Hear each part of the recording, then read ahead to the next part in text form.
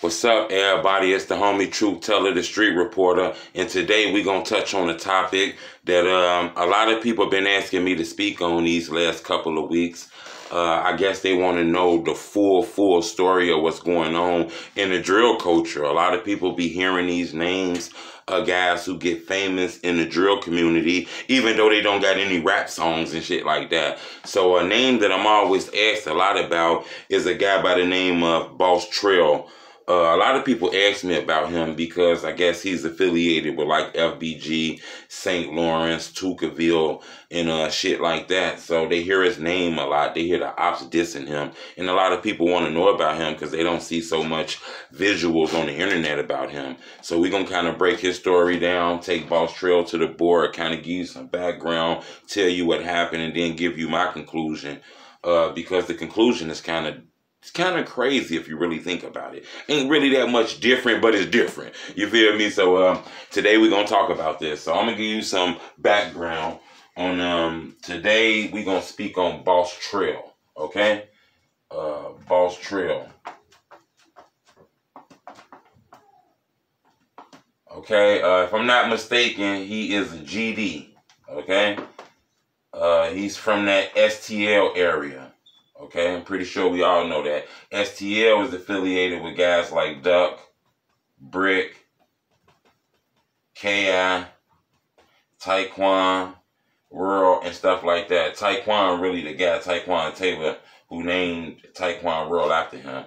I noticed that, you know, he was affiliated with a lot of these guys who end up getting famous from rap.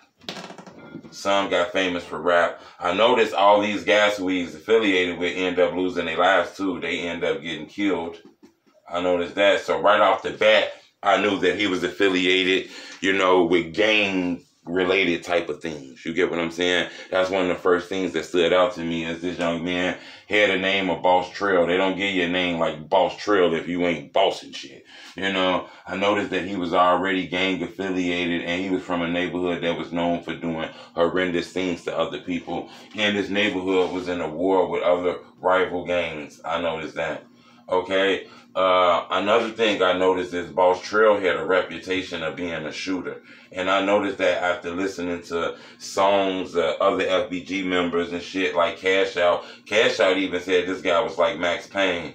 Okay, a lot of people say this guy was like really official in the street, and I didn't talk to a lot of people.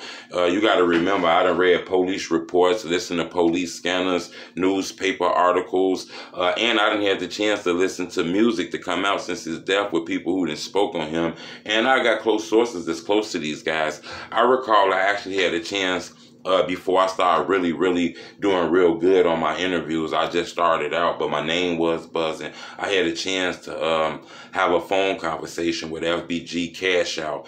I asked him to tell Duck I wanted to talk to him, and he actually did it. This is what he told Duck.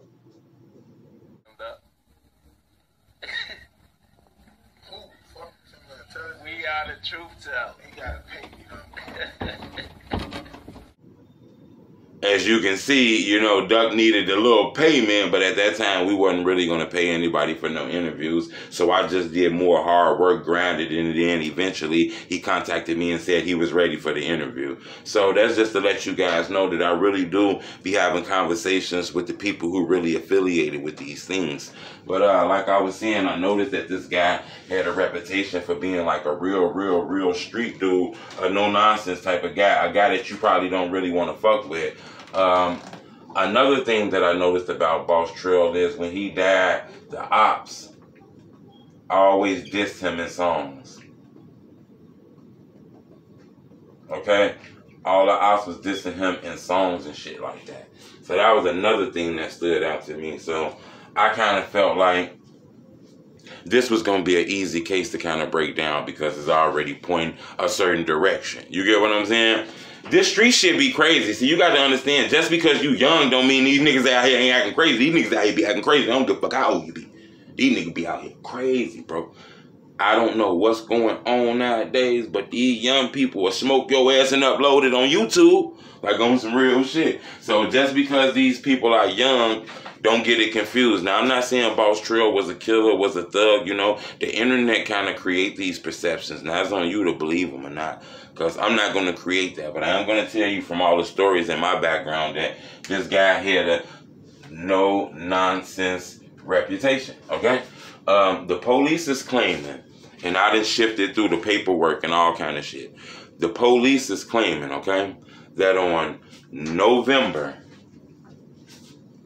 10th, 2012, okay? You hear me? They're claiming that on November 10th, you gotta follow me because it's a chain finna come that's crazy to me, okay? I don't know what the fuck going on, but it's crazy to me. It's a chain. Now check this out. The police is claiming that on November 10th, all right, 2012, on the 2600 block of West 83rd Street, okay, they found BossTrell in the alley, laying face down.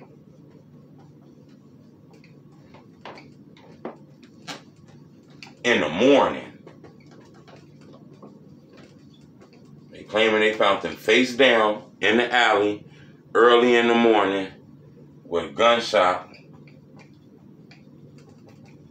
to the back of the head.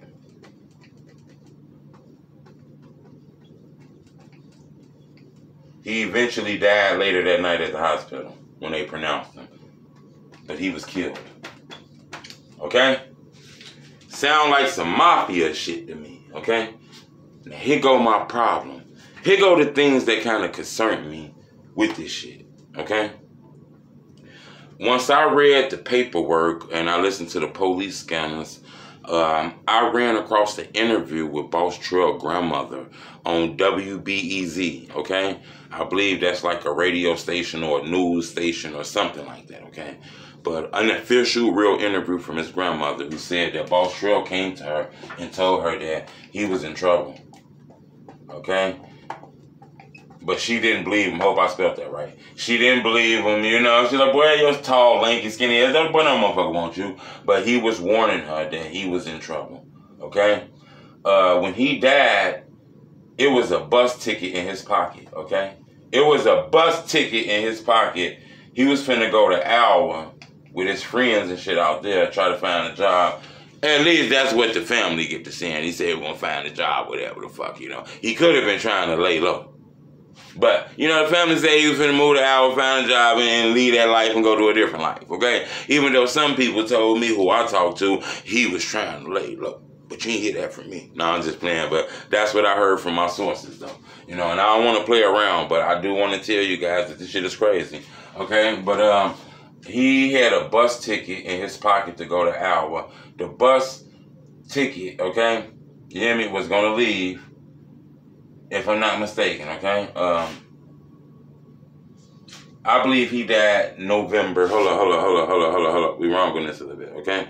Okay. He died November. I want to fix that. He died November 8th, okay? November 8th. We got to fix that. I fixed it already, y'all, so don't kill me. This all happened on November 8th, okay? He had a bus ticket in his pocket, okay? He had a bus ticket in his pocket when he died, and the bus was going to depart November 10th, okay? So this guy died 2 days before he was going to leave out of town, okay? His baby mother, his kid's mother, remember, he was only 17 when he died, okay? He had a child. His child mother did not cooperate. She did not cooperate, okay? We're going to just see her cooperate. His BM did not cooperate. Now, unless you got a witness, man, unless you got a witness that's willing to come forward, okay? Or you got some type of DNA evidence, okay? If you don't got near one of them, it's going to be hard to prosecute a motherfucker for a murder, okay? It's going to be hard. In that interview with the grandmother, she said They know who the killer is and the police know who the killer is, but they need something like this to help. They need a smoking gun like this to help. You know, they need somebody to come forward. So when I heard that, I come to the conclusion, okay? This is my conclusion. I noticed that BossTrell was a GD, okay? He was from a set that had a lot of rivals, and that set is well respected. He was a GD. He was known as a shooter, had a crazy reputation, a no-nonsense reputation. The ops dissed him a lot when he died. His friends spoke about him like he was a shooter, a killer. Cash Out even called him Max Payne. He was affiliated with a lot of guys who got hunted down and killed, you know. He was killed early in the morning, all right? He was found in the alley, execution style, laid down, face on the ground, gunshots to the back of the head, killed. He had a bus ticket in his pocket, died 2 days before he was finna go. His BM not cooperating. He told his grandma he was in trouble. I come to the conclusion that in order for his baby mama to say, I ain't finna get into that. I don't think that's no shiesty shit. That's some scary shit. I think she don't want to be involved in murderous, crazy things, man. On some real shit. Unless the police finna give you a whole bunch of money, give you a job, buy you a house, move you out, make sure you straight, and do all this shit. They people not finna help y'all with these cases. You gonna have somebody go in this courtroom and point somebody else and then leave their ass right back in that same ghetto-ass crib in them Woodline and Inglewood-ass neighborhoods. Motherfuckers gonna hurt them. So that's why people not cooperating with the police. But when I seen that his baby mama wasn't cooperating, he told his grandmother that he was in trouble. He died with a bus ticket in his pocket, which he must understood that the heat was on. Okay? He was killed execution style early in the morning. I come to the conclusion that this guy did something to somebody. Okay? He did something, all right? And the people, you know, who he did something to were looking for him. He was assassinated, okay? He was assassinated. He was targeted, okay? And not only was he assassinated and targeted, he knew. That's why he got a bus ticket to get the fuck up out of there, but he ended up losing his life 2 days earlier. But he knew he did something to somebody. He was assassinated. This is in my opinion.